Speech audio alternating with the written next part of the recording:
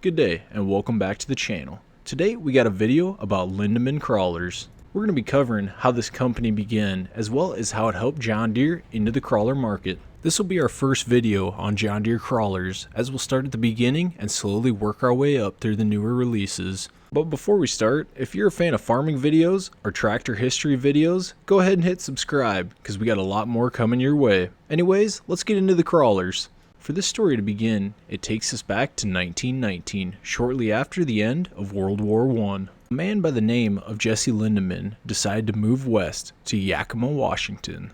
He'd find work at a farm store selling implements.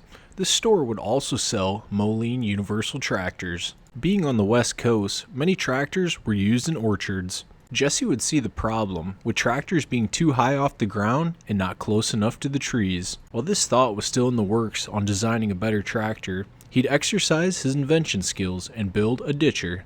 It was around this time too he recruited his brother Harry to move out west and help him out. With his very own version of a ditcher, he'd also go on to build an extension disc for getting under branches and trees.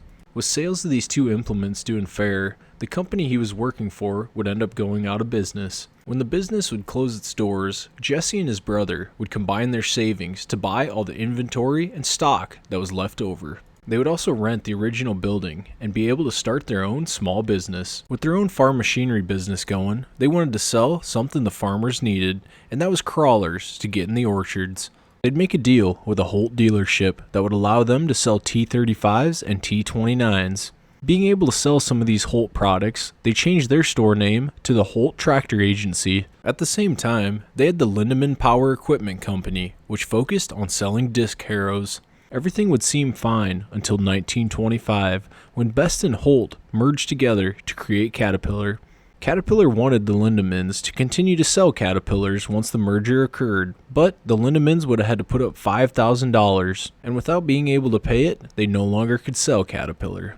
After losing their tractor partnership, Jesse would go on to pick up a ClearTrack franchise. The ClearTrack tractor company would produce all kinds of things that were well suited for orchards, the main one being a low-clearance track tractor. With stiff competition from Caterpillar, Lindeman had to pick up more things to sell, and it was in 1930 that John Deere would enter the scene. The Lindeman Power and Equipment Company would become dealers for John Deere. With John Deere's on the lot for sale, what the Lindeman brothers did was take a John Deere GP standard and modify it for lower clearance. This would officially be the first step towards a Lindeman John Deere crawler. These changes would be brought to John Deere and they'd create the GPO model tractor. This was John Deere's version of a GP orchard. As Jesse kept thinking and designing on what he could change to make this tractor better for the orchard, he decided to put a pair of Best tracks and rollers on a John Deere Model D. There'd be roughly 3 of these crawlers created from the D before John Deere's president would hear about it and want to see it in person. They'd bring one to Moline, and John Deere's president loved the idea. However, as the story goes, Jesse was told that they'd be discontinuing the Model D. This meant he had to go a different direction. He then went back to developing tracks for the GPO, but John Deere would end up stopping production on the GPs in 1934. Colonel Wyman, the president of John Deere, had a cousin in Portland, Oregon by the name of Pat Murphy. Pat Murphy was a branch manager for Deere and wanted to stay in competition with Caterpillar and knew they needed a track tractor. Pat would then ask Jesse if he could create a set of tracks that would fit the new Model B, but it wouldn't be any Model B, it'd be the Model BO, which stood for orchard. It took Jesse roughly a year to create a track variant of the Model BO. His first 10 units would see some issues with it not wanting to disengage the tracks and continue to move. To solve this problem, he'd turn to Chevrolet, where he'd start using clutch plates. These would greatly improve his steering clutches and make it easier to operate. He'd continue to make these crawlers and have fairly good success, but it wasn't their main source of income. They were still selling a lot of other implements at the time. It is worth noting, a few of these crawlers ended up in the Navy's hands, but no full contract was ever signed. However, once World War II would kick off, Lindeman would begin building parts for the Navy's water buffalo.